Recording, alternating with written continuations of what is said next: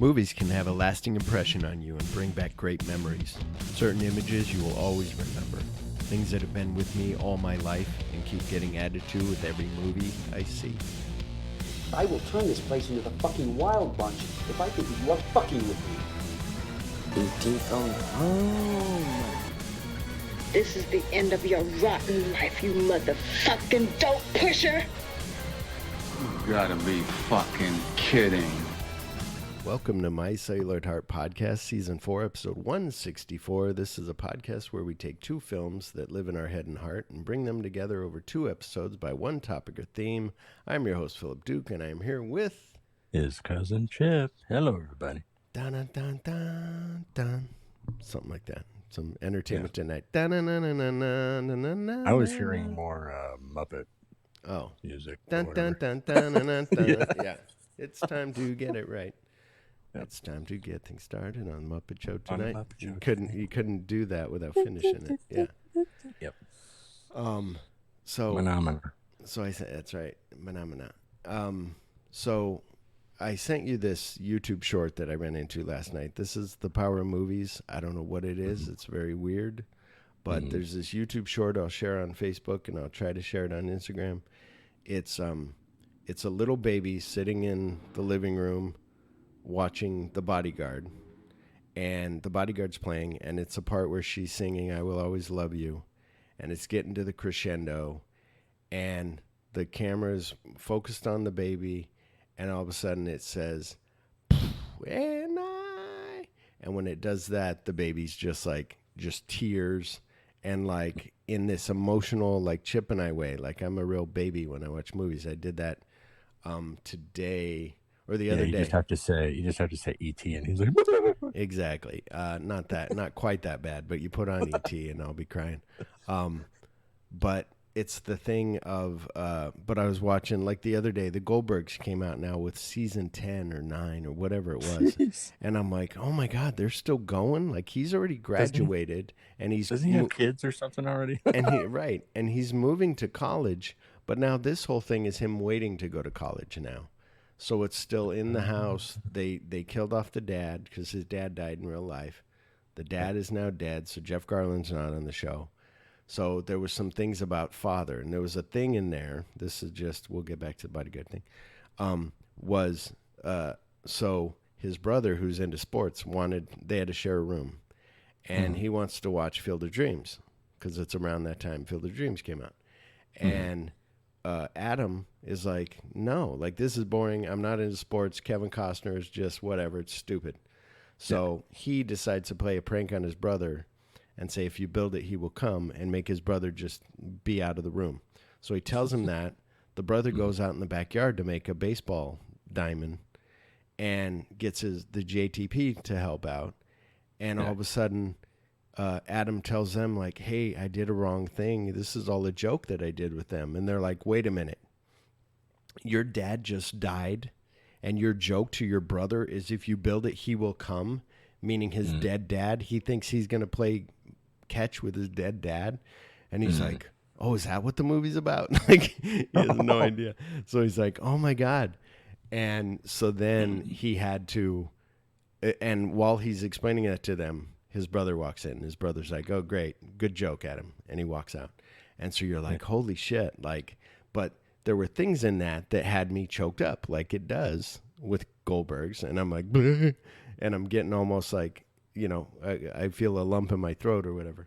And it's funny because I have to go. And that's how this baby was like. So at the end of that Goldbergs, I'm like, honey, I'm done. I said that last season, but I kept watching it. I go, I'm done. I took it off of my stuff and all that stuff. Anyway, but this Bodyguard was this baby. It's an emotional. It's not like being scared by the boom and it's just this. And so it's either the power of her singing, because the kid doesn't know. The kid's in like a little stroller type thing. So the kid doesn't know the movie, probably hasn't watched the whole thing. It would have been bored. But also the dad knows something because he's recording his baby watching Bodyguard again, you know. Yeah. So, but it's just really interesting, that power of either music or movies or whatever it is. It's got to be music, I would guess. Yeah. because the way she's singing it, she's singing it with passion. Yeah. But also maybe it's edited a certain way. But whatever it is, the kid is emotional, not even knowing what the words are. Can't even speak. The baby can't even talk. So it was just really neat. I showed it to Chip before we started recording. I said, "This is crazy." So yeah, very interesting. But you ready to get on with the show, or do you have something to say? You got anything to say? Chip's getting close to getting his house. Well, yeah, that's true. We're fairly close. We're less than 2 weeks now. Mm-hmm. We are on it. 2 weeks. Yeah. Yeah, and then it's Total Recall. Going to be all about the painting and the, kind of get everything the way we want it. I'll be like, "Did you set up the office yet?" You're like, "We're still painting the bottom floor. The first floor." I'm like, "Oh, okay." Yep. All right. Well, let's get on with the show. Cool. Agent Broughton, she's our best intelligence expert. We have a mission for you. Trust no one. We've got every agency in the world after you. I'm off to a great start.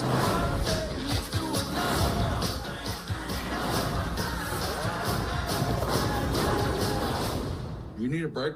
No. Atomic Blonde. You're as good as your reputation. Rated R. Atomic Blonde, 2017. The plot is empty, Chip. Somebody didn't do their notes. How dare I? Oh, my God. What is it, Chip? Explain this if you were to explain it to somebody who had never seen it, and we'll see. Cold War era, before the wall comes down, a blonde babe goes around kicking ass. Okay.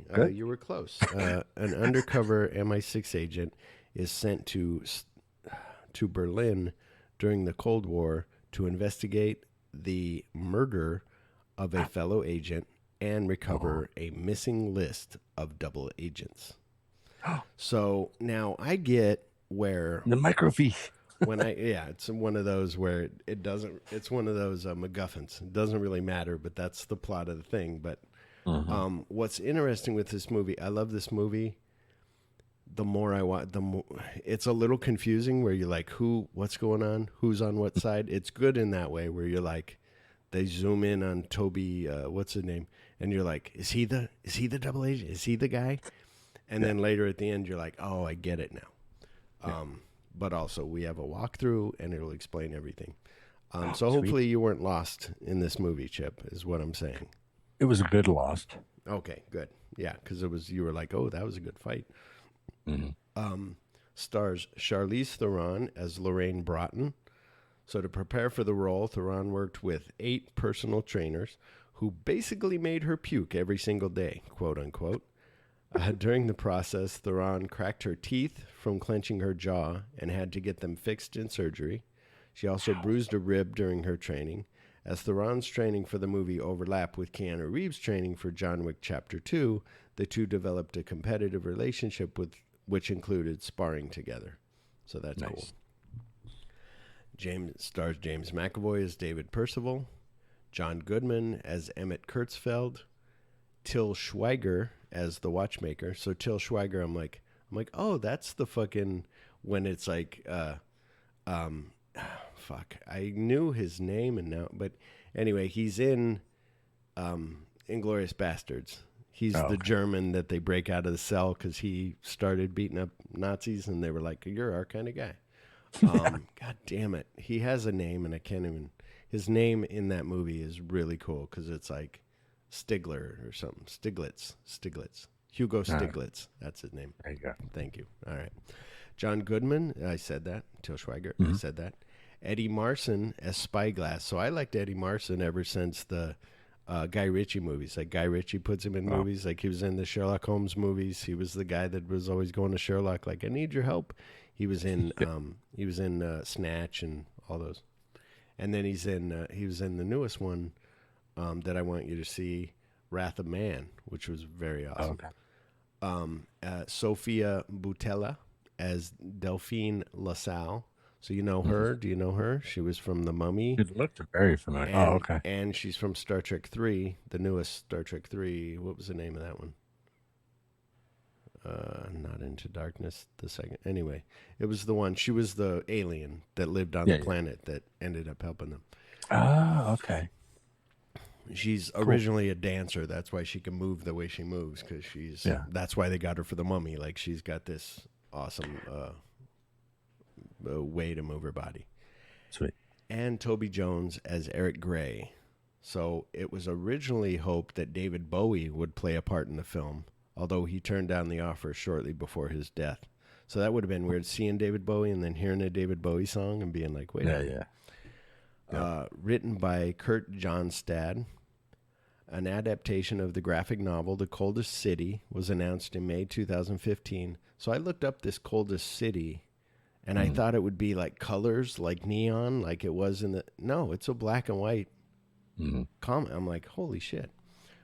Described by Variety as a passion project for Theron. She first came across the story 5 years prior when her production company was sent the then unpublished graphic novel. Theron's interest in the first John Wick movie inspired her to get David Leitch, one of the directors, to helm the project. Leitch eventually left John Wick Chapter 2 to direct the film. According to Theron, the success of Mad Max Fury Road helped guide the development of Atomic Blonde. The film features a bisexual subplot that was not in the original book. This came from writer Kurt Johnstad, who suggested it after Theron was, quote, thinking about how do you make this different from other spy movies? And so he was like, oh, what if you had? Leitch has insisted that the scenes are not there to be provocative, but more about if you are a spy, you will do whatever it takes to get information, and how the main character finds her intimacy and her friendships in small doses. So I like that part. There's that part where she's like, you have a different face, a different look when you tell the truth. And she's like, good to know. Might save me sometime. And she's like, what? Like, okay. Yeah. Directed by David Leitch. From the start, Leitch felt that using the right songs for the project was crucial. Part of this was attempting to answer the question, how do you reinvent this stuffy Cold War spy movie? The soundtrack uses a combination of 1980s songs as well as covers of them. The latter were used to add a contemporized feeling of the 80s. The movie's producers were initially worried that they would not be able to get the rights to all the songs that Leitch wanted to use, but Leitch himself estimated that around 75% of his picks made it into the final product. Though the Berlin Wall fell in 1989, the concentration of iconic songs was from the first half of the 1980s, with the exception of George Michael's 1988 chart-topping Father Figure, which itself was Leitch's second choice after the 1986 release Take My Breath Away by Berlin. Nice. So it's interesting if you put that into, like, I like how right when she's done hitting that last guy, it goes, you know, dun, dun, dun, dun, dun, dun, you know, it does that thing. It's very cool. Also, why didn't I add? I tried to add something here. I don't know. Oh, maybe I put it somewhere. Whatever. Don't matter now. We lost that Editing fact. fun. Exactly. Well, it's like I was doing my notes yesterday. It was before I watched the movie. Whatever. All right. So, yes, the soundtrack is cool. I was gonna buy it. It's $10, but then I found a playlist of it on Apple Music. But then also I kind of want to get the original, you know, soundtrack. Just like I've been thinking, like, I need to get the Pulp Fiction soundtrack. I need to get the Reservoir Dogs soundtrack again, you know, and not just a playlist, but have that whole thing. Are you ready for Recasted? Oh, yeah. All right. Lorraine Broughton. I got Margot Robbie. David Percival. I got Chris Pine. I thought if you dirty him up and make him like, you know. Yeah, I could hear him. Oi! Yeah. Emmett Kurzfeld. I got David Harbour. Sweet. I thought about putting him there. Yeah. I think you had done that once where I picked John Goodman. You picked David Harbour. Spyglass. I got Giovanni Ribisi because I could see him being like a little kind of snivelly, but kind of also like there's two around the corner. Oh, thanks. But also then I was thinking, like, am I supposed to pick like British guy? Like James is British, James McAvoy, and Marvin is Marvin's his last name, whatever. He's British. So it's like, should I pick a foreign guy or Giovanni Ribisi to play like he's, German or whatever? Yeah. So, and then I say, how did this movie... Oh, no, now Chip's got to pick. I'm sorry. I always jump to that, and I always forget to jump to Chip. I'm sorry. I'm not a frog, not a bunny. Go for it. All right. I'm going to have to take away your notes. Okay, I know. Trust me. All right, let's see. Lorraine, I have Jennifer Lawrence. Oh, wow. I didn't think of that. Yeah, and she was in Red Sparrow. When you type in Atomic Blonde, it's like, you might like Red Sparrow. And you're like, oh. Yeah. Awesome. For David, I put Daniel Radcliffe. Cool. You love Daniel Radcliffe. Or no, that was anyway. That might have been Jason on our show. Anyway, yes, Daniel Radcliffe would be good. Emmett, I have Ed Harris. Oh, that's really cool. All right, cool. I'm all in. Let's see. And then for Spyglass, Gary Oldman. Oh wow! Yes. Yeah. Could he not command the screen the whole time? Could he be a fourth character in a movie that's not about Gary Oldman? Because he's got that presence. It's like, holy shit. Well, and he did fairly well being that way for Commissioner Gordon. He wasn't really like you could see him as being the leader of the cops, but he wasn't very foreboding when it came to anything else. Yeah, it was just he was there for the set piece of being that person and people believing that he's that person, but that was about it. There wasn't much to it that for him to take over a scene or anything. Very true. Yeah, and when he plays bad guys, he's a commanding bad guy. But in this, he'd be just, Oh. This guy, though, did so well. Let me get his first name while you're thinking about how this movie came into your life. Well, and right now all I'm thinking about is Gary Oldman spitting in Joey's face on Friends. Yes. When he's trying to teach him how to act and I forgot about that. The Eddie Marson. Eddie is his name. Eddie Marson. So this movie came to I saw it in the theater. I can't believe you didn't see this in the theater. This wasn't intriguing to you at all. It didn't no, it's kind of the same thing as for me as John Wick, that when I see the commercial for it, I'm like, it's something I can wait until it comes out. I don't have to see it in the theater. It's a lot of action, a lot of fun of people beating the shit out of each other and stuff and stuff blowing up. But okay. Yeah. Like, there's nothing about it that's going to make me go, oh, shit, I got to go to the theater to watch this. Like, it's fine. Yeah, exactly. And another funny thing that happens to Chip and I is we were telling everybody, go to HBO Max, watch Atomic Blonde. I guess October 1st, Atomic Blonde went away. So it was like, oh, shit. Yeah, so I'm texting Phil going, it's not on HBO Max! Exclamation. Yeah, and I'm asleep, and I didn't get it. But you can rent it on... Can rent on YouTube, Apple TV, Vudu, Redbox, all those things. But I owned it, so I was like, well, I have no problem going and getting the DVD or watching on. I have it on my Movies Anywhere. But yeah, when I saw that, me and the wife went and saw this, and I was just excited for like, oh, this is going to be like a John Wick, female John Wick. I'm all in. And later on in the sequel, they talked about like, oh, they might combine this with a John Wick, and it's like, but you can't. This is in the 80s, in 89, and now it's, 30 years later, you can't be like, here she is, So you could put her in that world, but you can't put her and John Wick next to each other fighting. Yeah. So, but are you ready for what? I mean, that would be kind of cool, though, is if John Wick runs into Marty McFly. Marty's like, you got to come with me. He's like, what? My kids turn out to be badasses? No, your dog has all these puppies. Oh, my God, what? Let's go. Yeah.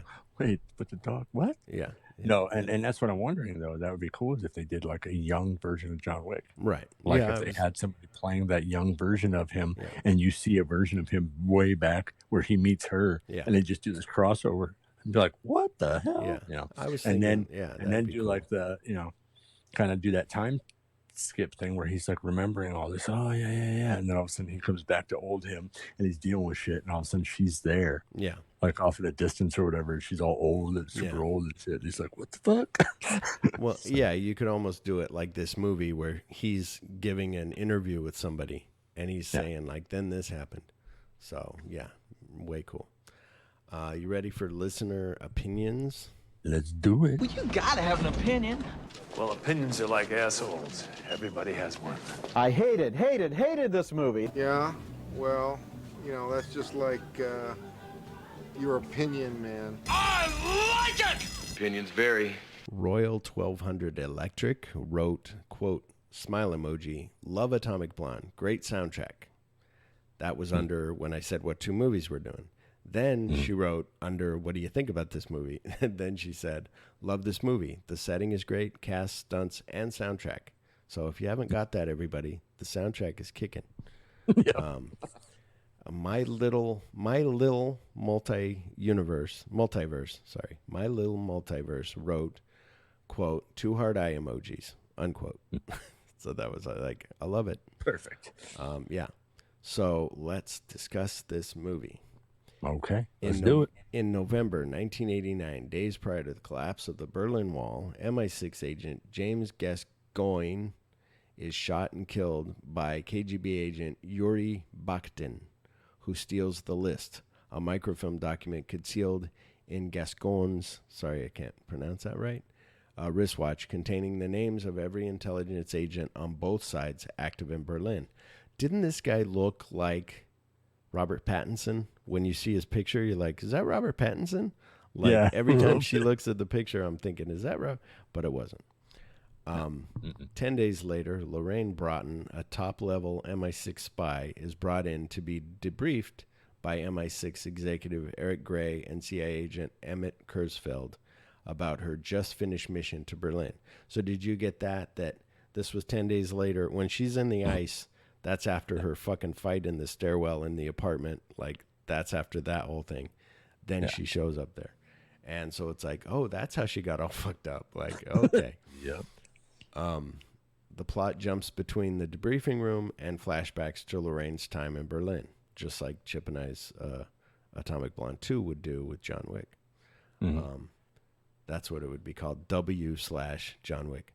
The day and our theme would be that they were like, nobody lives long in this business or whatever like that, lives to see, their 80s or whatever. And then all of a sudden at the end, he'll be standing there and he's already kind of old. And then she's over there in the distance looking at him, walking away, old as fuck. Yeah, exactly. Or she sacrifices herself for him. And but who knows? The day after Gascoigne's, I think it's Gascoigne. C-O. All I'm hearing right now is Gascoigne. Gaston. I know, right? Gascoigne. That's why I'm going to say Gascoigne. Death. Lorraine is dispatched to recover the list and is told to keep an eye out for Satchel, a double agent for the KGB who has been a problem for MI6 for years. Arriving in Berlin, she is immediately ambushed by KGB agents speaking English and apparently posing as her own MI6 team, who attempt to deliver a message from their boss, Alexander Bremovich. So, about that, were you surprised by that? Were you like, oh, these are her guy? Or were you like, they said trust no one. I trust no one. Yeah. Well, I was just waiting. I was like, how long is she going to wait till she starts beating their asses? Yeah. Well, and the moment that she realized that she was being followed, then she knew that, somebody's coming to. Yeah, she's like, either they're bad or these guys are bad. But either way, I'm not supposed to trust anybody. Her feelers are going off. Yeah. But also, if you watch the trailer, though, this shows like her taking off the shoe, and it's like, that's why sometimes, I don't know if you always watch a trailer, but sometimes it's best to not watch the trailer and just go into it cold. She is able to escape their grasp by crashing their car. I love that when he goes, what are you doing? And then she gets in the back seat and holds onto the seatbelt because she doesn't have time to click it. She's just holding onto it. It's like awesome. Well, yeah, which was funny because I'm just sitting there going, it's good that they did that. It's like a quick motion, and then they flip. But you could just see she's like kind of bracing for it, but at the same time she's smiling because she knows what's about to happen. Yeah, she knows he's dying. Yeah, you're dying, motherfucker. She's able to escape the grass, crashing the car, immediately picked up by her real MI6 contact, Maverick MI6 station head David Percival, who should have been the one to pick her up initially. So he just like overslept and whatever. And it's like, oh shit, I missed it. Sorry. Yeah. Percival, and he's like, and she shoots, and he's like, whoa, I got your shoe. Percival is addicted to the bohemian lifestyle he has been leading on both sides of the Berlin Wall, and resentful of Lorraine and the implied supervision from London she brings, and he seems unwilling to cooperate with her. Lorraine searches Gascon's apartment and discovers a picture of him and Percival.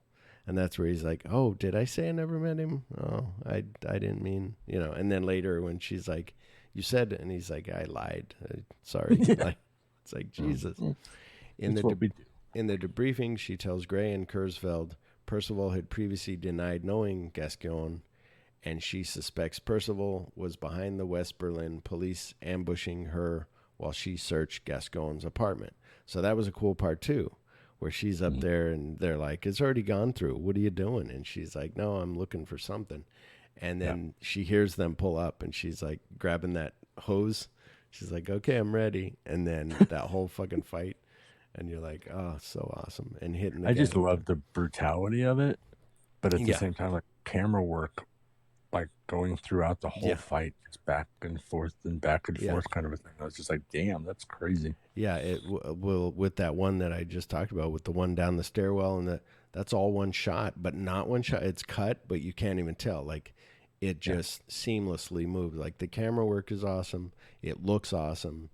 Like the fighting is brutal. Like it's cool. Like. And they explained there's a thing on the DVD, not to run it for anybody, maybe I shouldn't, but I will, just for a behind-the-scenes thing. So with that freezer door, they made it really thick with a foam. Mm-hmm. And so when it's closed and you're seeing it from the front, it looks like a door. But if you look, when she throws it open and it hits him, it's a padding. So it's like, oh, wow, that's a really big door. But you don't notice it when it's, because it's so fast. Yeah. But it's way cool.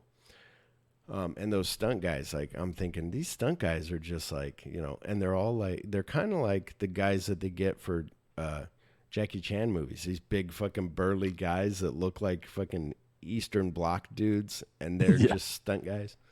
It's crazy.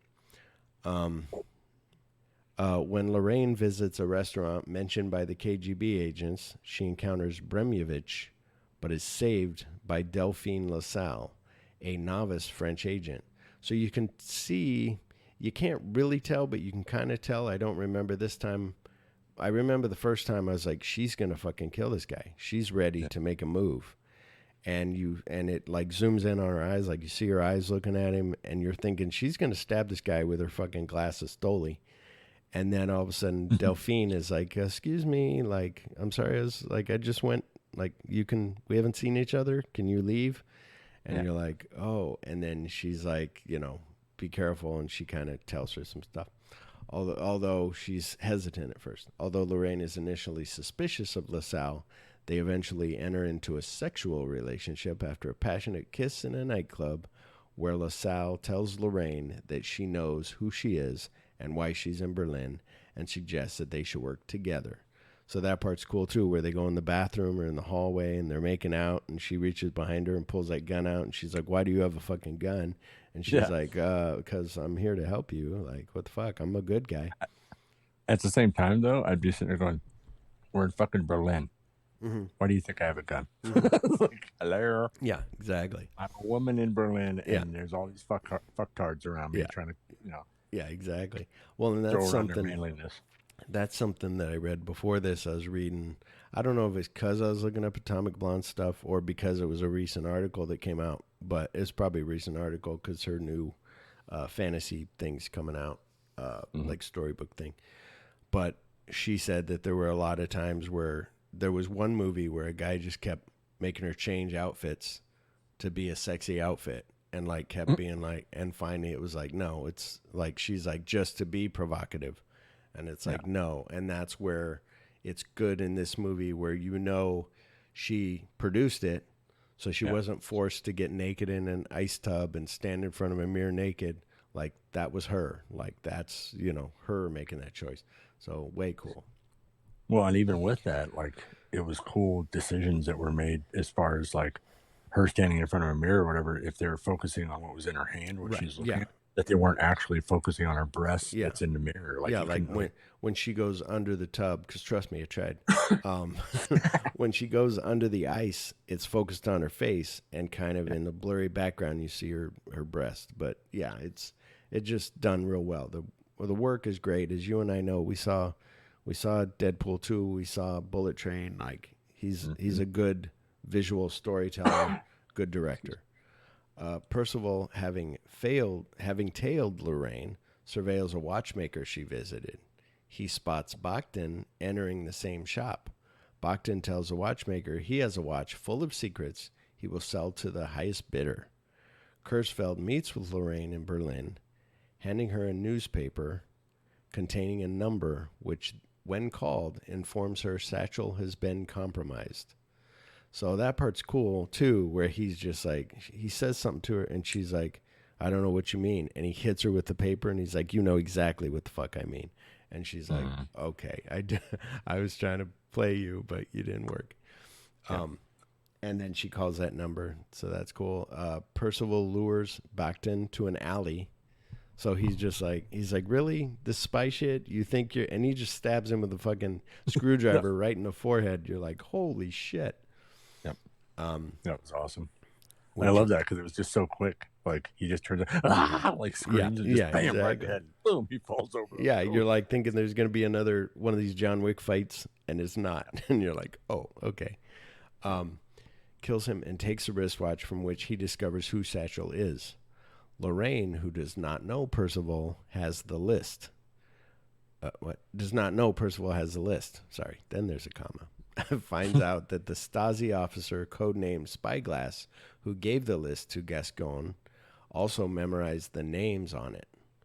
Lorraine, that's where I'm like, just sit him down and be like, okay, what do you got? Write everything down just in case. But yeah, it could be a list of 200, and you're like, holy shit. Memorize names on it. Lorraine and Percival make plans to escort him across the border. This part's cool too, to West Berlin. Percival meets with Bremyevich, who suspects Percival has the list, but Percival offers only the second best thing, the identity and operation details of Satchel, quote, to keep the balance, also tipping him off about the plan to extricate Spyglass from East Berlin. LaSalle covertly photographs the meeting during the extrication of Spyglass. Percival secretly shoots him when the KGB agents are unable to. So it's cool. That part's cool where you know who that guy was on the roof that she met, the guy that helps her through the whole thing. You know, he's And so they're walking. She's like, everything goes planned. He's like, yeah. And she's like, I didn't tell certain people, whatever. And he's one of the many Skarsgårds. Yeah, exactly. And then as they're walking, all of a sudden, he whistled. Like, things are getting heated. Like, you're like, they're going to fucking shoot him. And he's nervous. Like, Spyglass is like, what the fuck? And then all of a sudden, that guy whistles, and all the umbrellas go up. And you're like, oh, that's badass. Like, covering him up. And they're like, we lost him. And then all of a sudden, you see James McAvoy, like, goes off. Percival, like, leaves. And he's like, you're like, oh, he's going to go get the family out. But while he's standing by the car, he's just under his arm is like, tuk, tuk, like shoots him. And you're like, oh, fuck. And Spyglass is hit. Lorraine battles multiple KGB agents in the best fight that I love while rescuing the wounded Spyglass. However, he drowns when their car is pushed into a river by the same KGB agent whose car Lorraine crashed when she first arrived in Berlin. Oh, so he did live. Yeah, because he had the neck brace on. That's right. First part of that. That's right. But it was the other guy that kicked out of the out of the car. Yeah. The thing that I love for this fight is, like, for one, she puts him down on the floor, like on the ground level. She goes to the elevator, goes up, and then like starts fighting all these guys. And she runs out of bullets, so then she flips a gun around to like beat him with the gun, and then like when they get up to after she kills those guys, kills a couple more guys, she's fighting that one guy that's always fucking relentless, a blonde guy. And it's the thing of like grabbing that lamp table and throwing that at him and throwing like all and hitting him with the fucking with the hot plate and him just and then it was cool because he went for a lamp first. Yeah. And then she went for a bigger lamp. Yeah. Just kind of like going at each other with whatever they had. And then also just like him like exhausted but really wanting to kill her and her exhausted but like trying to stay in the fight and kill him and them just like I love how she showed that where she lost balance, where she went to grab fell back down, fell against the wall, and slid down like fuck, and had to get right back up. Yeah, and he's all woozy and he can barely, and you're like, he's barely throwing, but then he gets his second wind, starts hitting her, and then they get, and even like we said about how Spyglass kind of tells her like 2 when he's coming down the stairs, he's like 2, and so she's like okay, and she kills those 2, and then when they get in the car. And then that music, when they blow out that window and now you hear the music like from his car, from the other car, but then it joins into the soundtrack and it becomes like whatever they call it, the soundtrack music. And then they're driving and then that car gets hit and there's that thing. And then when they go in, when they park, she's like, are you okay? And then all of a sudden that car hits them and you're like, oh, fuck, I thought they were safe. And then his legs are stuck. I do have to say, go ahead. I do have to say, when that car was coming to hit, every time that happens now, I think of the moment in Alias. As like, what was it, the end of the series or the season or whatever, of that first season or whatever, where they just hit the side, where he just turns and he looks at her and all of a sudden, bam, and I was like, oh, shit. Yeah, exactly. Yeah, that was done so well. Oh, yeah. But yeah, and then he's got his legs stuck. She's trying to help him. And she's focused on that, trying to move that thing. And then she looks over at him, and then she can see that and that underwater stuff is good. Like she's got bubbles on her cheek and stuff. She's holding her breath for quite a while. I'm like, holy shit, that's a long time. Like it's just on her looking at him. It's like, holy shit. Lorraine makes it to West Berlin and realizes Percival has planted a bug in her coat because she's looking all over. Like, where could it be? And then she remembers, oh yeah, I gave him my coat. She tells LaSalle, who calls Percival and threatens him with her knowledge of the Bremovich meeting. Percival goes to LaSalle's apartment and kills her, fleeing as Lorraine arrives moments later. So that part was cool, where you now feel for this girl, and you're like, oh, but hopefully she'll do some kind of thing. And she's going for that gun, and he's choking her with that. And I don't know how they do that, but that thing looked tight. Her face is red, like she's probably doing that thing in school that you make your face turn red. But he's like choking her, and she's trying for the gun, and she's so close, and then he just finally kills her, and you're like, fuck. And it was in those seconds. Yeah. It was seconds, because then she finally, when she's ringing the doorbell, he can hear her ring. She's coming. Yeah, and then you hear the crashing of the door because she kicks the door open. And the thing of him not looking, like she made that packet for Lorraine. She has an envelope there for Lorraine, and so so that part's cool. Lorraine discovers the photographs taken by LaSalle and realizes Percival has read the list. Percival burns his safe house and attempts to flee, but Lorraine arrives, kills him, avenging LaSalle, and takes the list. So that part was cool, where she's like, and this is for Gaston, right? Didn't she? And this for Johnny, or no, he said that to the other guy. This is for Johnny, or Jimmy, whatever the guy's name. But he's like, this is for him when he stabs a guy in the head. Like that was his friend. And then you wonder, did they have a gay relationship? Like, is he a spy, just like her, like getting close, like intimacy, you know? Because I was thinking that, like, why would you have a picture of a guy? You only have pictures with people that you're close to. So for him just to have that, and whenever they showed those moments where when he was talking and he looked off camera and he winked at somebody, it wasn't showing who he was winking at. Right. So it could have been a guy that he was flirting with or winking at. Yeah. Interesting. LaSalle takes a list. Avenging LaSalle and takes a list. In the MI6 debriefing, Lorraine discovers Percival had told Gray he had the list, and he was very close to Satchel. She presents LaSalle's photographs and doctored audio recordings, which paint Percival as Satchel. She denies knowing the list's whereabouts, leaving MI6 no choice but to close the case. 3 days later in Paris, Lorraine, now speaking in Russian, meets with Bremyevich, who addresses her as Comrade Satchel. Bremyevich, having learned from Percival there is more to Satchel than he had previously known, orders his men to kill her. But you don't even hear that. All you see is a guy come in with plastic, and she's kind of like, why isn't this guy as into, like, I'm trying to play the part. This guy's walking off now? What's going on? And then all of a sudden, the guy comes in with the plastic. I'm like, that's cool. Like, they didn't do that thing of, we're going to kill you now. It was like, no, here comes a guy with plastic. These two guys are walking in with, guns. And you're like, but also you're like, oh, I've seen this movie. I know how badass she is. She's going to kick your asses. So get ready. Pucker up, Buttercup. Lorraine kills his henchman. Then, speaking with an American accent, she tells Bremyevich she always fed him. See, I didn't notice that. Even though I didn't, that would have been cool to notice. I didn't notice that. That's cool.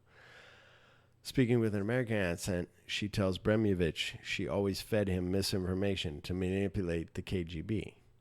So that part is cool because now she's speaking American accent. What else was cool was when she speaks German to that cop before they steal his car, and Spyglass is like, that was really bad German. You need to you need to practice your German because that was horrible. And she's like, and it's those things. Okay, I know not to tell the truth because my eyes betray me, and I know this, and yeah, very cool. Yeah. Then she kills him. She and Kurzfeld return to the United States with the list. In their friendly conversation, it is implied Lorraine is actually a triple agent and had been working for the CIA all along. The end. Yep. See, I didn't notice her speaking with an American accent when she was talking to the Russian. I just knew when she was talking at the end to the CIA handler. Yeah. So that's why I would have to go back because I thought that she. Well, through the beginning of it, she does. After she kills the henchman, then when she goes to talk to Bremyevich, then she's using her American accent. And you're like, oh, shit. But like I said, I missed that as well. Like, I've seen this movie 5 times, and I missed it. So, but that's cool to go back and be like, oh, yeah. But also, like I said, there's so much going on where you're like, okay, wait, what? What just happened? Until now you're like, oh, she's a triple agent. So she works for the government, also pretends to be MI6, also is, playing with the Russians to, like, get information. So, in July 2017, this is like right after the movie came out, Leitch expressed a desire to develop a sequel film to Atomic Blonde, saying that the project is dependent on the first film's success. In May 2018, Theron confirmed that a sequel was in active development, but by July 2019, Leitch announced that the project is in development as a production deal with a streaming service company, while the filmmaker's wife, Kelly McCormick, will return as producer. By April 2020, it was announced the film was in development as a Netflix exclusive film, while Theron will also be a producer. So that was in 2020, before the COVID hit. At April was right, the cusp. So all that could have been, and now she's got her, that one that I want you to see on Netflix about these old superheroes that have lived forever. She's got that going on. She's got this this other thing going on. So is there something that sticks with you from this movie? I mean, mine would be, I'll go first. Mine would be that whole fight at the end. Like that fight, I love. I can't wait to get to that fight in the apartment, all the way up the stairs, down the stairs, in the apartment, the whole fight in the car, like all the way into the water, like is great. I think that's the thing that stuck out for me was the way that the camera went in between every fight scene, like the way that it kind of it made sure that it to where you could see that would be a point where they would actually cut, right? Because it's a blur. Yeah. It's a blur moment where it goes in between, and all of a sudden you're seeing what looks like a person, and it's going past real fast, and then turning back around to see what's going on here, kind of a thing. And I was just like, this is fucking badass. So that was what was really standing out for me, was those moments, no matter where it was inside the car, or whether they were going upstairs or throwing somebody down the stairs. I was just like, fuck. Like, that guy that she kills, all the way down. Yeah, all the way. I'm thinking, like, as a stunt guy, you'd be like, oh, this is the first time this is ever done in film. I'll do it without any camera work. I just fall onto the stairs. Okay. Like, but it's that thing of that they're smart with, because they got that 7-8, whatever it's called, where they train. So not only do they have the, John Wick, Keanu Reeves will do the gun training at whatever tactical. And then also they'll do the fighting, and then they'll film it like, so the director will be there, be like, okay, and then they'll put it all together in those pieces and be like, here's how we're going to do it. And so when you watch all these things like Nobody, when they went and did Nobody, like that was him, like that bus scene, like them fighting in the bus. And there's that part where that just makes it's painful. She's got the corkscrew, and he's holding her, and she stabs him under his bicep. And I'm just like, oh, Jesus Christ. But well, and just in that little fighting where she was not doing very well against that guy and stabbed him in the face. With the keys. Doing the shit, and then he finally pulls it out of his face. I'm like, huh? It's like, Jesus Christ.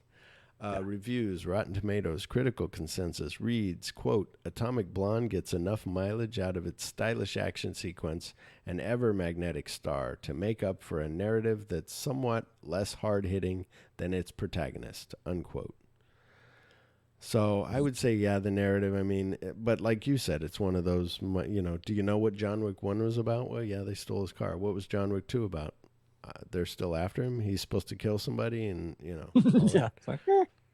but also they have to amp that up. Like, I don't know what they're going to do for 4. Like, they got Donnie Yen in there, so that's going to be badass. But part 2, I remember when they started fighting with the car, like calling the car kung fu, like they were using the car to hit things. And when he jumps out off that thing in the car, when he first gets the car back, and it goes kind of sideways. They were like, that wasn't meant to be. Like, they did it a couple times, and one time it went sideways, and they looked at it, and they were like, that looks badass. Let's keep it. They're like, okay. So I give this movie 4 out of 5 celluloid hearts. Granted, it's not a great movie, but it's enjoyable to rewatch. So what do you give it? I'm surprised. I give it 4. Cool. I think in the beginning, I was kind of worried a little bit, because I was just like, is this going to be mindless or whatever? But then as, you start realizing that they keep you guessing through a lot of it of what the hell's going on. And she isn't just like, she's not, what I love about it, she's not the know-it-all spy. Yeah. She's not the one that knew it all along and knew who, what was going on the whole time. Like her figuring out the thing was in her, jacket and all that type of shit. Like, oh, fuck. Like, I should have thought of that kind of a thing. Like, it isn't just that everything perfectly works out. And then it's one of those where she might be Satchel, but she doesn't know all these other moving pieces and where the list is. And it's like, oh, shit, now things have gotten out of control. I got to pull them in. And, it's just that part's good. It's the part of her, like the German being like, oh, your German's wrong. Like, it's not like James Bond, like knowing every single thing. It's like, your German's bad, and you have a look when you tell the truth and a look when you're lying. Oh, shit. Okay, I need to, So, just it was really good. It was David Leitch's first directorial thing, and then he did, I think Deadpool was next, and then maybe Nobody. Did he do Nobody and then Bullet Train? I think. I don't know. But anyway. Not sure. But I guess that's kind of the thing for me, though, is that I realized that every time there was a situation for Bond that he got into a stink of some sort, he had a gadget to get him out of it. He had some way to get out of it because of these, the obviously placed gadget that he got at the very beginning of the movie that got him through this specific moment. It's there for that moment kind of bullshit. And when you're sitting here watching this spy movie and you're going, this is the way it's supposed to be. Yeah. Shit going really wrong, and you having to fight your way out and get fucked up, but you still survive. That's where, like, on the Bond stuff, I love when Bond got captured in Die Another Day. That movie is horrible, but when he gets captured in the beginning, and then you're like, I never saw him being captured, being tortured, like, oh wow. And then in Skyfall, when he's being questioned by that guy, Javier Bardem's rubbing him on his legs, and he's like, this is the first time you ever had a guy try to, and he's like, what makes you think this is my first time? And you're like, holy shit, like, awesome. So it was great. It's just good all around. You ready for Phil's film favorite of the week? Yeah. Okay, so Criterion Channel has this thing of, like, they have 80s horror movies, so they have a whole bunch of them, like 30 or something. And then they have a section for vampires, and they have all these vampire movies. Sweet. And so this one on the horror movie was called Dead and Buried from 1981. And the plot is a suspense horror film set in a small coastal town where, after a series of gory murders committed by mobs of townspeople against visiting tourists, the corpses begin to come back to life. So forgive me if you listen to my episode. I was just on Jason Bromley's podcast, Popcorn Promises, talked about G.I. Joe, the movie. And before that, we did, what did we do? Ferris Bueller. That I told him about this movie on there. So forgive me. But so the movie starts with this guy taking pictures. He's on this beach taking pictures of this water. This woman shows up. She's this blonde girl wearing this red shirt, like a button-up shirt. And she's like, oh, what are you doing? You a photographer? Are you professional? Oh, wow. He's like, yeah. And she's just like, oh, do you make money? Da-da-da. And he's like, and you're just like, okay, where's this going? And now all of a sudden she's like, do you want to take pictures of me? And she starts unbuttoning her blouse and pulling out her tits. And she's like, look at me. And he's like, oh. And he starts taking pictures. And then she's like, do you want me? And he's like, well, yeah. And he starts walking over to her. As he's getting closer to her, and you see him walking up to her, the camera flips to his face. And behind him are two townspeople showing up, maybe 3 and 4. And all of a sudden they just beat him over the head.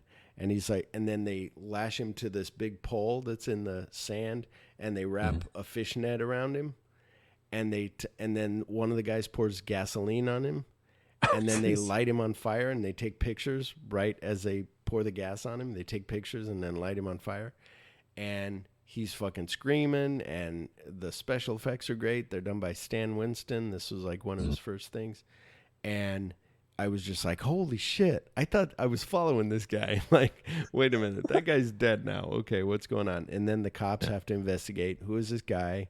How did he die?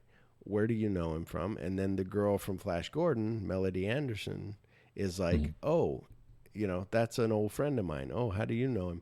And all this stuff. And then other tourists that are being killed. And the cop who looks like the father from The Wonder Years, but he's not. But his name is James Ferrantino.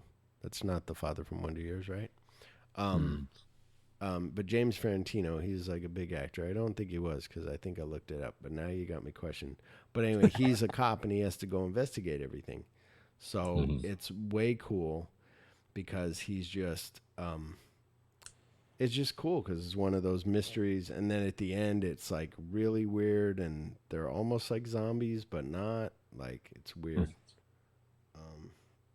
Anyway, sorry, there he is. He was on Magnum P.I., James Ferrantino. But anyway, it's real good. I gave that one 4 hearts.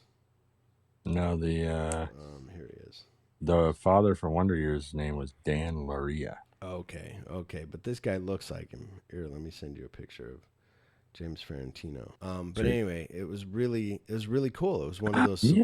It was one of those surprises where I'm like, oh yeah, cool. But yeah, you've seen James Ferrantino and other things. Like I said, he was on Magnum P.I. and some things. Yeah, that's great. On the original Magnum P.I. But are you ready to tell people what we'll be back for? We will be back on October 14th for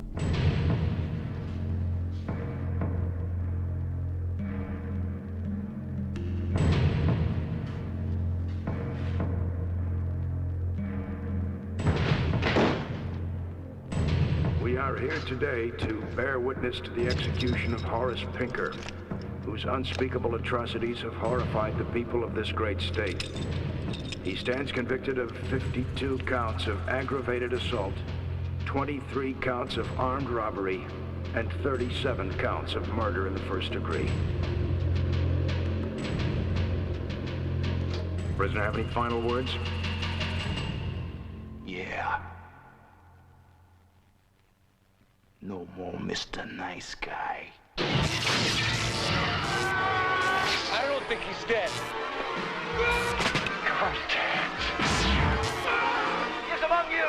Now, Wes Craven brings you his greatest creation. No more! Shocker.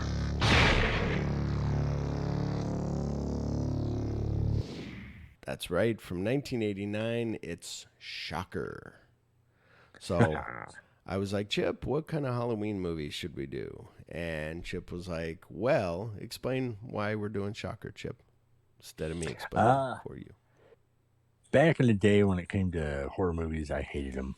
When I was younger and stuff, I was a scaredy little shit, and I wouldn't watch anything. And I think Shocker was one of the first things to pull me out of it, besides Freddy. The funny kind of aspect of it that brought me into horror, because I couldn't stand the regular hack and slash, just straight up kill people type of bullshit. I thought that was stupid anyway. And so it wasn't until I started getting, I think, into that. I think Shocker was what really pushed me over, and I think from there I started watching like Freddy and stuff, but then I started actually taking in like Stephen King movies and things like that, and actually letting them in and going, oh, okay, this isn't so bad. Yeah, I was that way when I was younger. I was just like, oh, I'm afraid. Like, I told the story about my friend Joe Weedman, who was like, I'm going to have it's a birthday party, but we're going to watch 2 movies, and you spend the night. And I'm like, he's like, I'm going to have a bunch of friends over. I'm like, oh, what movies did you rent? He's like, Terminator and a movie called Creepshow. And I'm like, okay. And then I go, Mom, I don't want to go there. Creepshow's like a scary movie. I'm afraid. Years later, I keep apologizing to Joe, because Joe's like, you were the only one I wanted to go to my party, and you were the one that didn't show up, and there were maybe a couple, like, not a lot of people showed up. So he was like, fuck, you weren't even there. I was like, oh, I'm sorry. So yeah, Shocker is fun. It's I don't know where it is. Are you looking where it is? Where can people find Shocker, Chip? I don't know. I was looking up that Tarantino guy. Oh, okay. Never mind. Then I'll look it up. I'm on here looking at. The only thing I could really see that really stuck out for the Tarantino is that he was Melrose Place. Oh, I wouldn't remember him from that. Yeah, that's why I was kind of like, can't even think, unless like he was maybe Billy's father. Yeah. Yeah. So that's what I was wondering. But okay, it says here Peacock, but ooh, yeah. sweet. So if you have Peacock, you might be able to watch it. Let's find out. Waiting for it to load. Yep, add it to my stuff. Click. I guess Sweet. I'll watch this movie again. I watched it recently. Everybody be warned. It's dated. Might be dated. I'm just saying. But yeah. So yeah, everybody. Certain movies stick with you. They stay in your head and heart forever. So from all of us at My Cellular Heart, keep watching movies. What do you ever say, Chip? Any kind of karate? Any kind of you got some bad German? You got some something? Achtung Baby. Okay. All right. Goodbye, everybody. All right. Bye.